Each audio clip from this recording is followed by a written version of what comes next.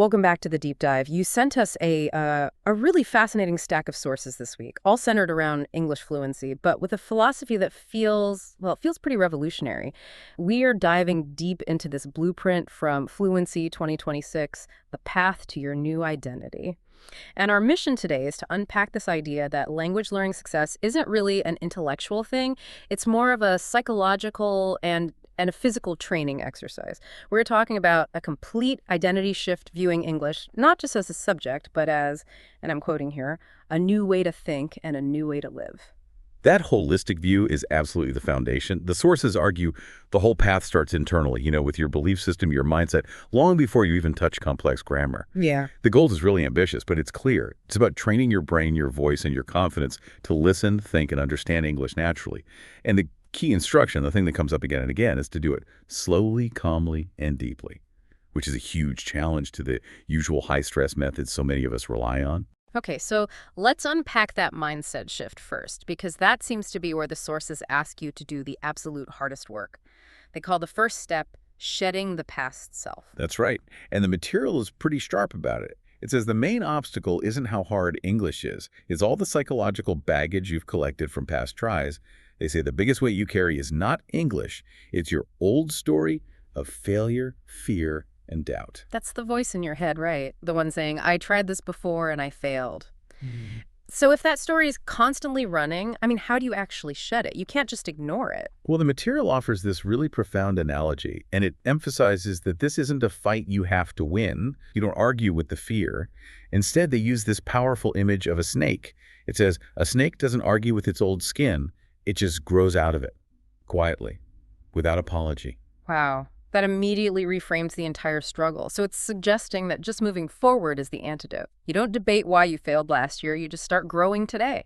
Exactly. The act of growing the new self just automatically leaves the old one behind. And that flows right into the next mindset change, which is realizing fluency has to be learned with belief first. Your mind has to agree right now that fluency is possible for you, even if you only practice 5 minutes a day. It means walking through what the source calls the closed door of your comfort zone. But okay, defining yourself as fluent when you can barely hold a simple conversation. That sounds like you're just lying to yourself. How do they handle that gap between your reality and this new identity? That's where the big distinction between goals and identity comes in. This is what they call step 9.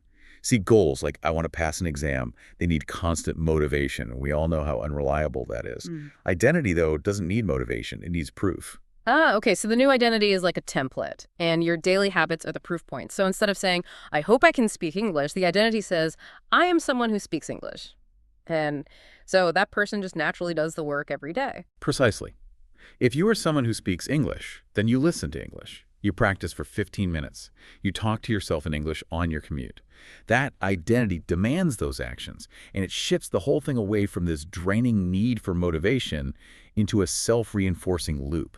That makes perfect psychological sense. Okay, let's shift from the internal battle to the external action.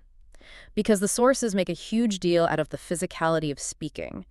That's where the actual training comes in. Yes, and this is a major break from the typical academic approach. These sources are clear. Fluency is physical. It's repetition. They actually call it mouth training. The goal isn't to intellectually understand everything. It's to make the motor skills of speech automatic. It's about learning one powerful skill, speaking deeply and physically. I love the analogy they use for that. It really highlights the difference between learning a little bit of everything versus mastering one thing. It's the dancer analogy. A professional dancer doesn't learn 100 different moves one time each. They learn one core move 1,000 times until it becomes what the source calls invisible effort.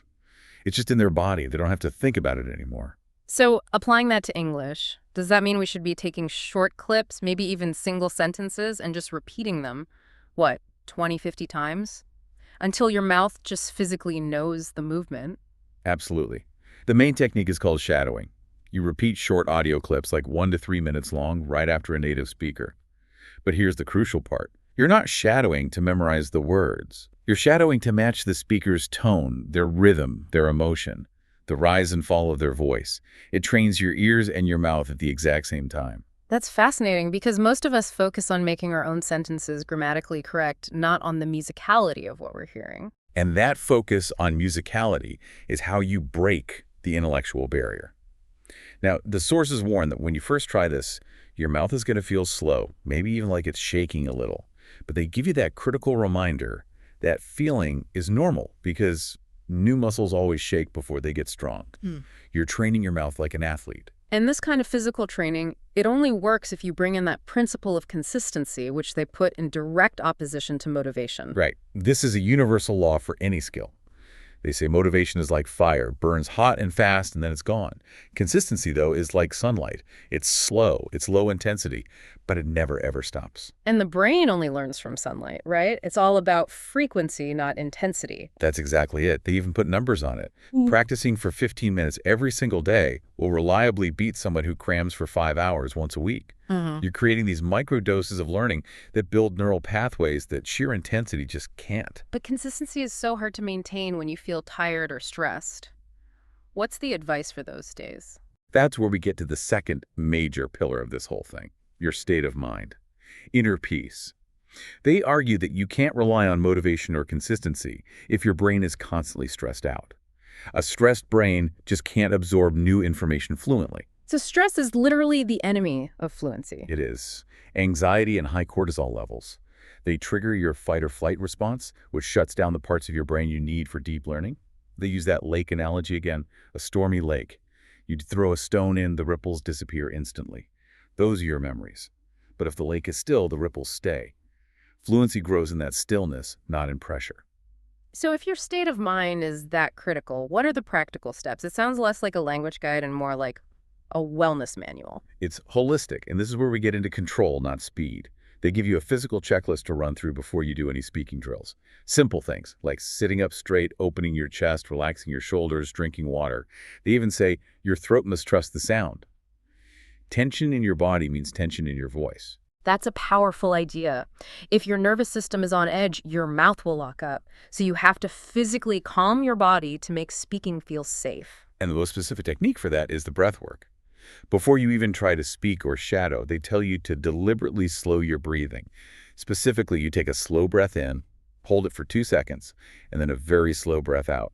And you do this for a full minute. Why that specific technique? What's happening in your body during that minute? When you slow your exhale like that, you are manually activating your parasympathetic nervous system. That's your rest and digest system. It's the opposite of fight or flight.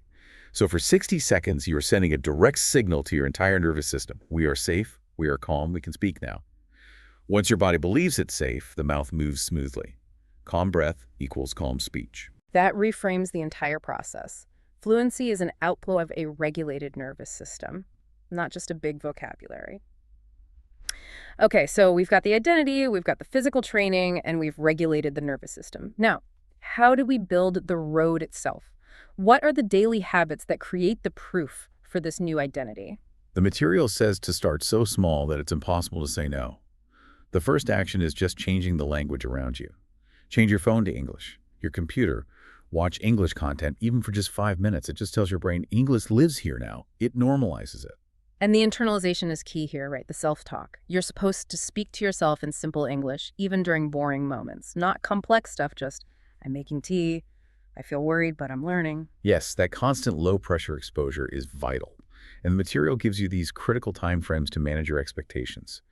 They say that after just 21 days of these consistent micro-habits, your brain stops actively resisting. It stops fighting you. And what happens after that initial 3-week period? After 90 days, so 3 months, your brain starts to cooperate. It begins to see the new language as functional, not some strange task.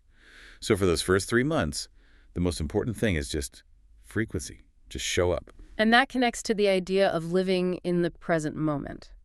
That when you're practicing alone, you're not pretending, you're preparing. Precisely. Your brain registers that repeated practice as real by just constantly describing what you see or feel out loud in simple English. You're building the real-time skill you need for an actual conversation. You're practicing being a fluent person alone so you can do it automatically with other people. Which brings us to accountability. But accountability without, beating yourself up. So reflection. Exactly. Step 8. It's crucial. Once a week, you just calmly observe, what did I do for my English this week? And the rule's strict. No guilt, no anger. You're just checking the map. And if you missed a few days, the only response you're allowed is that gentle reset. I respect myself enough to continue. That focus on respect and just continuing, that builds the structure they talk about in step 11. Tiny steps. Fluency isn't one big leap. It's built with tiny bricks. Think about it. One small, good quality brick of practice a day. That's 365 bricks by the end of 2026. That creates a stable road you can actually walk on. And that road is the new identity made real. So when you look at all 12 steps together, the ultimate goal brings us right back to just being human. It's the goal to speak like a human, not a textbook. Real speech has flow, it has emotion, it comes from the heart. The sources really urge you to focus less on memorizing grammar rules, just to sound smart, and more on using English to sound real so people connect with you and trust you. That genuine connection, that's the real measure of fluency. This deep dive has shown that the real work is so much more holistic and internal than we think. You changed your psychological soil, you trained your mouth, you rewired your brain with frequency, and you regulated your own nervous system, all by just staying with it when no one was watching. The ultimate truth here seems to be a mandate that's more about identity than it is about linguistics. 1 year, one decision, one new identity. And, since the material argues so strongly that fear shrinks when your nervous system feels safe enough to speak, Yeah. it raises a really interesting question. If language learning really is this dependent on emotional and physical regulation, could adopting these calmness techniques actually be more critical for an adult learner than any specific grammar class? And if that calm brain absorbs faster principle is true, what other difficult subjects, from coding to complex math, could we unlock just by applying these techniques before we even open the book?